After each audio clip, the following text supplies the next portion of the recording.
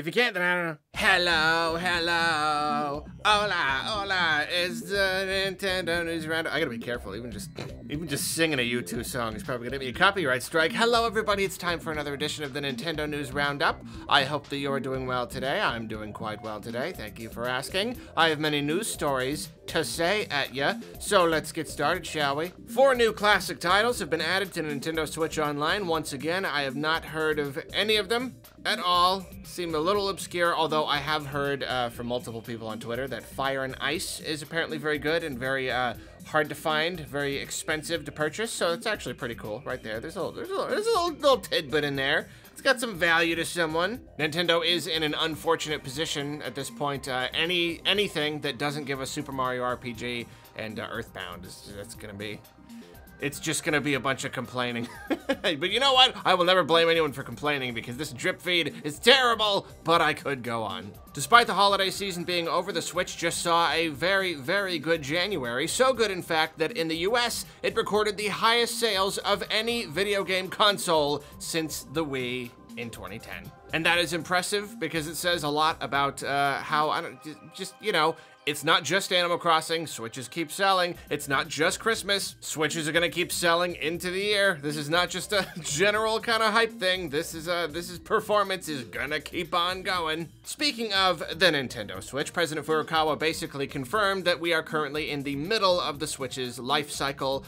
Most people pretty much assume this. I think 7 years is kind of basically what everyone's kind of imagining. The Switch will go on for about 7 years, and it's like a basic console life cycle at this point. But hearing it from his own mouth, I mean, he did say it has entered the second half. Since it's almost 4 years old, technically you could say maybe that means it'll be closer to 8, but I don't know. I mean, we don't know exactly when it entered. It's not an exact science. They probably don't even know exactly. But yeah, there you go. Halfway done with Switch. Makes sense to me. A 5-part documentary series on the history of Nintendo is coming to Crackle exclusively. I don't exactly know what Crackle is or what else. I think it's just a streaming service or something. But there you go if you're interested in this stuff. Though I must say, like, I want to say I talked about this before with another documentary, like on Netflix or something. It is hard to find documentaries about the game industry that really appeal to an actual gamer. Usually it's very surface level stuff. They're usually kind of packaged in a way that like mainly people who don't play games might be interested in, and you know what I mean?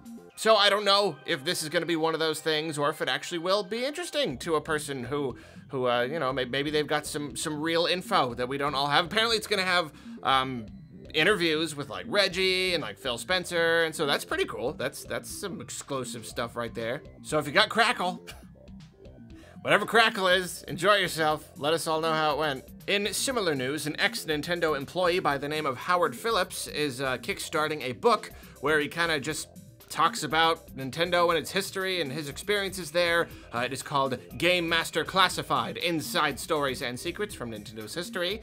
As with all of these things, I never exactly know what a person is going to be able legally to say, but for all we know, there'll be some interesting stuff in there. It's on Kickstarter, got funded pretty quickly, so apparently there's a good amount of interest here. Oh, and Matthew Toronto, who did Brawl in the Family webcomic from way back, he's doing art for it, so that's cool. He's a cool guy. This theming and the segues are just amazing. Apparently some very early Super Mario Galaxy footage from I believe it's from an E3 has surfaced. There is some debate that I'm seeing in various comments and such about whether or not this is all new footage. Some people are saying that it has been around for a while, it was just less known or something. I don't know. Even if it's not new, it's pretty cool if you haven't seen it yet. It's a super early build. The game didn't come out for another few years after this. And so, but it's amazing to see how polished it is, how polished the gameplay is. And which is, I mean, I guess that's kind of a Nintendo thing. You got to make sure it works first, and then build the game around that. So this little thing, he's got like bunnies that like turn into toads. It's pretty cool, pretty interesting. Pretty recently, I was reporting on a Breath of the Wild modder by the name of WiiLikeToPlay. They discovered an unused dungeon, an unused shrine in Breath of the Wild, and now basically what they've done is they've found a sort of a debug shrine. If you don't know, basically like in a game, they'll have like a debug level where it's just kind of like a place to run around and interact with items. It's for like testing, and it's for, you know, the background development kind of stuff. he found this shrine, and it was only available in like the text files for the game, so it wasn't actually built, but he was able to take a bunch of information and kind of rebuild the way that it probably was. Obviously, there are a lot of different flourishes here. You know, it's a debugging thing, and he put a big bug. You could fight the bug. It's pretty cute, but it is pretty interesting, even if it's not 100% accurate to the way that it would have been for the developers. It's still cool just to see all the weird items in there. I don't know, just weird Breath of the Wild stuff. It interests me. So naturally, we've been getting these little tiny tidbits, mostly from Hideki Kamiya about Bayonetta 3, and it's never anything. We never get anything solid. But apparently, a little bit of light has been kind of shed based on what he said, and also Atsushi Inaba, who's a co-founder of Platinum Games, kind of the stuff they've said. Basically, what it comes down to is their own projects they are allowed to talk about all they want, but when they're working with a publisher, they have to go with the publisher's wishes. This is a first-party Nintendo game, or second-party, whatever. It's a Nintendo published game, and so that's kind of why they're not able to say anything. They probably want to say more, but for whatever reason, Nintendo is being very, they want them to be very tight-lipped about it. So again, it's not a real thing. It doesn't tell us when the game is coming out, when we can expect news, but it's at least like, I don't know, it's a nice little insight. Like, it makes sense, you know? I'd thought of it before. Specifically, they're like, oh, yeah, like, Nintendo doesn't want them to say anything. So, yeah, makes sense. The ESA has confirmed that E3 will be making a return this year, naturally in the form of a digital event. If you don't remember, last year they just didn't do E3 because I guess they couldn't put it together in time. But that's weird because every other company in the whole entire industry did just fine. Jeff Keighley was like, okay, you're not gonna do E3, I'll do one for you. He came up with his own whole summer thing, and all the companies got in on it, and the ESA is just sitting there twiddling their thumbs. Not really sure what's going on there, but they're bringing it back. Here's the thing, though. This is delicious. This is juicy. Jeff Keighley's still doing his own thing. It's just like, uh-oh. This is, there's some competition now. You weren't here last year, and we got a new thing, and it lasted longer, and everybody liked it, and the companies liked it. And so now it's like, are the companies gonna have to choose which one they like more or something? I don't really know. It's only halfway. It's not even really Nintendo news. Currently, there are no major confirmations for, big studios, publishers that are actually going to be there. I don't know if Nintendo will. I'm kind of leaning toward probably not. I don't know if they will have a big presentation this year. If they do, they probably just do it at their own time. There's no real reason to link up with the E3 anymore, especially now Jeff Keighley's do the Jeff Keighley thing. The ESA is a very, very bad very bad organization that's done a lot of really bad stuff. So, yeah, I'm hoping Nintendo goes and checks out what Mr. Keighley's doing. And these guys, I don't know. E3, it's just kind of done, It was cool, but, So quite a while ago, there was a new Super Mario Bros. Wii mod called Newer Super Mario Bros. Wii, which was just, I don't know, kind of a, just a fan mod, like an enhanced kind of thing. And so right now, allegedly, it seems that Nintendo has used art from this mod to craft some of the cactuses in Super Nintendo World. And it's funny because this is very similar to what we saw, a month or two ago, where it seems that the Super Nintendo World website used a Mario render that a fan had created, and it seems that someone over there is just pulling off a Google image search or something to get stuff. And this cactus, it's pretty darn similar. It's basically the exact same shape. The flowers in the same spot. Yeah, it could be a coincidence, but it does seem that way. It could be the same thing again, which is even more weird, seeing as they were designing, like, physical assets, sculptures, and things. You'd think that they would be working with Nintendo on this or something. I don't know. It could just be a coincidence. It could be nothing. There could be more to the story that we don't know, but it is interesting. Of course, there's nothing, even if they just ripped it wholesale from the mod, there's nothing anyone can do about it. You bring it to a judge, like, oh, well, they were illegally, to the judge. You say, oh, they were taking our copyright and they were making things out of it and we just kind of took it back. They'd be like, oh, yeah, you're fine. No one's gonna be able to sue Nintendo over this cactus or anything. But I do think it's interesting. How many times have I said that a lot this episode? I think that's cool. I think that's interesting. I don't know, it's just like the way I close out the story. I don't know how else to, sorry. So as I reported last week, Nintendo is doing a series of interviews with some of their top talent from Fire Emblem, Fire Emblem Three Houses voice actors. And it seems that in one of these videos, there is footage of two of the characters, Claude and Edelgard, in cutscenes from the game, except they're wearing alternate costumes. These costumes are costumes that are available in the game, but when you're wearing them, it doesn't affect the costume in the cutscene. So, it's a little weird. Most likely, it's just like early footage or something. You know what I mean? Like, you know, it was just kind of archived. I don't know what else it would mean. I don't know how, like, what this, you know, what kind of product, were they gonna remaster it? It doesn't really make much sense, you know, they're not porting it to anything. So I don't know what it would be, but it is interesting, and I think it's fun that people are so eagle-eyed that they would find something so specific. It is weird. Why is it different? Why are the costumes different in the cutscene? I don't know. I just thought it was interesting. As I, and probably everyone predicted last week when we talked about, or was it the week before, something like that, that Pokemon Company was gonna start including special Pokemon cards in Happy Meal toys. Yeah, guess what? Scalpers, people, buying them all up instantly. McDonald's employees just selling the boxes away, so they can't even give them away, just selling them to people on eBay. It seems nobody is able to get themselves any of these Pokemon cards because it's such a big thing. So many years later, and we're still going through this stuff. Pokemon Company, they gotta be happy right now. But apparently they're doing something about it. They have vowed to fix this by printing more. And I'm confused. I'm like, what? Like, what? I don't understand. You have a product that's in such high demand that scalpers all want to buy, and you just like make more? I don't get it. Nintendo would never do that. Why would the Pokemon Company? Anyway, that's nice of them though. It's nice that they actually, I mean, you know, they could have done what Nintendo does with the amiibos and just been like, yeah, who cares? We got our money. We're done. We're done doing this. Like, no, like there's a demand for this. People want it. So there you go. They're not even necessarily like selling it. It's not even a product they're selling. It's something they're giving away with kids' meals.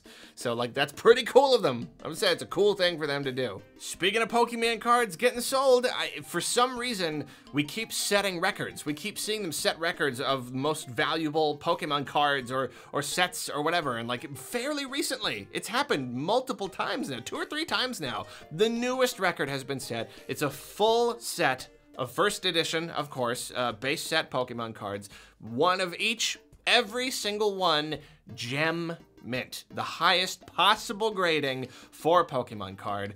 I mean, if first edition Charizard is base set, is the holy grail of Pokemon cards, this right here, a whole entire base set of first edition, that's it. I don't know how you can get better than that. That's the single most just cool, valuable Pokemon card thing ever. $666,000. Wow-a-kazowers. And speaking of Pokemon cards, Pokemon Company is releasing a series of little videos for the card game. Just kind of like teaching the basics and stuff, you know, like for beginners. And I actually think it's pretty cool. They're decently in depth. It's like, you know, it's not just a quick little rundown. It's a person like digging into it and giving you the basics. And I don't know. I think that's pretty cool. It's a very good idea. Anything you can do to get new players and you know, teach them the rules and everything. So that's cool. Pokemon Company has delayed the Pokemon World Championships again. They were delayed into this year, but now they are delaying it into next year. Apparently this is an event that they don't want to do virtually. I guess I don't really know much about it, but I guess it's just not worth it.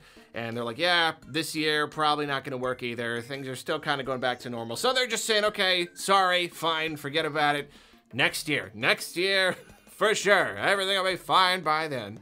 The company has also revealed, well, a while back they were talking about Katy Perry or whatever and saying there were going to be more musical artists collaborating with Pokemon. So, you know, fine, that's cool. And they just announced that there's going to be they're doing the Fortnite thing, the virtual concerts. They're all the rage with the kids these days. So they're doing one with Post Malone. I think that's a name I've heard. That is definitely a human being who produces music. And the trailer's a little creepy. He kind of like turns into a CG person. I don't really know. Like, that's the thing though, like one in Fortnite, it's in Fortnite. So you're playing Fortnite, and there it is. It's a big giant guy, and he's doing the music. I don't know what, this is just gonna be a CG, Post Malone singing songs, live streamed. I don't really know. They should put it in Sword and Shield. It should be like a dynamite, like a Gigantamax Post Malone. You're like in the raid battle, and then like he's there, and you're trying to attack him, but he's singing too much music or whatever. That'd be pretty cool. There's a Gigantamax Meowth plush. That's pretty cool. It's like 5 feet long.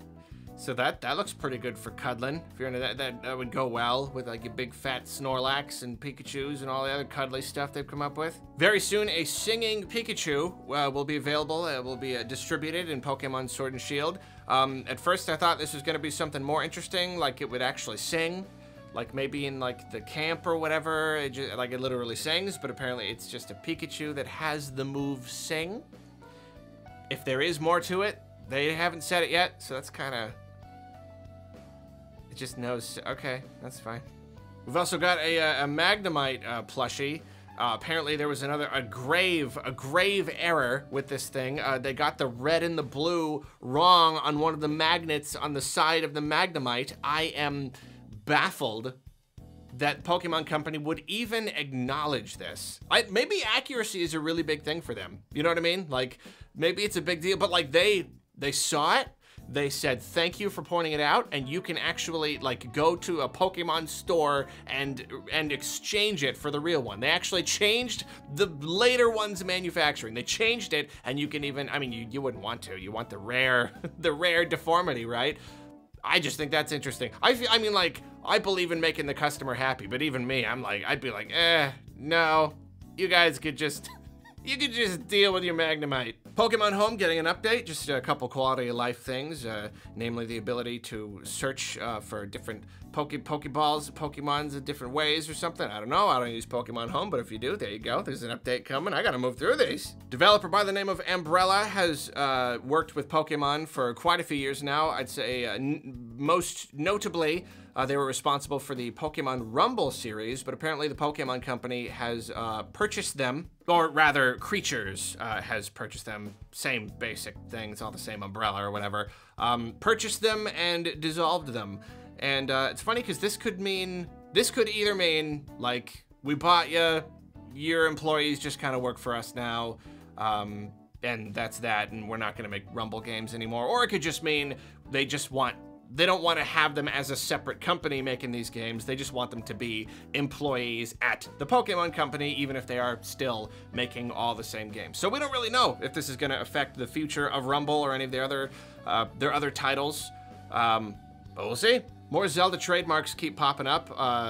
1 or 2 weeks ago, reported on a Wind Waker trademark being filed in Australia, and now apparently we're getting a Phantom Hourglass one in Australia as well. Again, don't know if this means anything, but it is pretty interesting. Some Timmy and Tommy slippers. There you go, end of story. Timmy and Tommy slippers. Nintendo is now offering a free concierge kind of service for the Switch. Basically, people can call up and schedule little appointments and just get like advice on the Switch. Like, how do I do my Switch? How do I hook it up? What games should I play? That kind of thing. And Nintendo's doing it for free, which is nice. You know, some people might need some help with any part of the Switch. It's a nice service. And that is it for this edition of the Nintendo News Roundup, my friends. Thank you for joining me. I love you. Have a wonderful day. And also, a goodbye.